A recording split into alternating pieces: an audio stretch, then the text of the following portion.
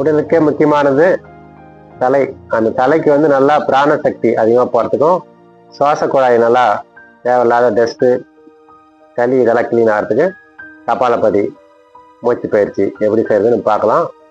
இது வந்து யார் யார் செய்யக்கூடாதுன்னு பார்த்தீங்கன்னா, அதிகமான ரத்த அழுத்தம், ஹார்ட் சம்மந்தப்பட்ட பாதிப்பு இருக்கிறோம் செய்யக்கூடாது. மற்றவங்க ஸ்டார்டிங்கில் நிதானமாக செய்யலாம். இப்போ எப்படி செய்யறதுன்னு பார்ப்போம். கபாலபதி 2 கை நல்லா சின்ன முதிரா வச்சுக்கலாம். வஜ்ராசனம் உட்காரம் முடிஞ்சு உட்காரலாம், இல்லை நார்மலாக சுகாசனம் அந்த மாதிரி உட்காந்துக்கலாம். மூச்சு நல்லா ஆழமாக உள்ள இழுத்து கண்களை மூடி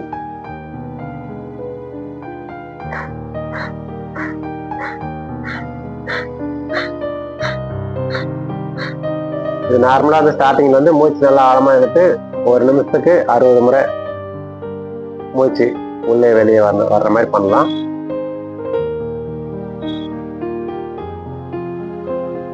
ஒரு 30 வினாடி செஞ்சுட்டு ரிலாக்ஸ் பண்ணிக்கலாம்.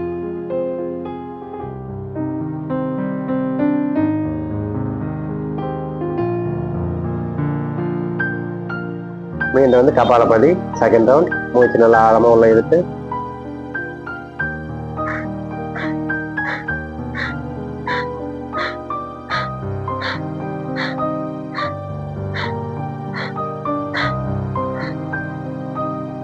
ரிலாக்ஸ் பண்ணிக்கலாம்.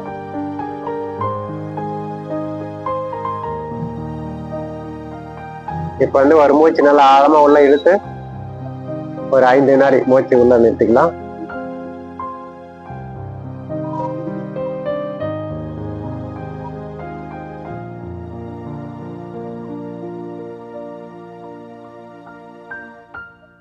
இந்த கபாலபதியை செய்யறதுனால நுரையீரல் நல்லா கிளென்சிங் ஆகும். நம்ம மூளைக்கு நல்லா பிராண சக்தி அதிகமாக போய் கிடைக்கும். உடல் நல்லா சாம்பல் எல்லாம் போயிட்டு புத்துணர்ச்சி ஆகும். இது வந்து ஸ்டார்டிங்கில் வந்து பிராணாயாமத்துக்கு கபாலபதி செய்கிறது வழக்கம். காலையில் சளி பிரச்சனை இதெல்லாம் இருந்ததுன்னா ஃபுல்லாக கிளீனிங் ஆகும். அடுத்தடுத்து பார்ப்போம்.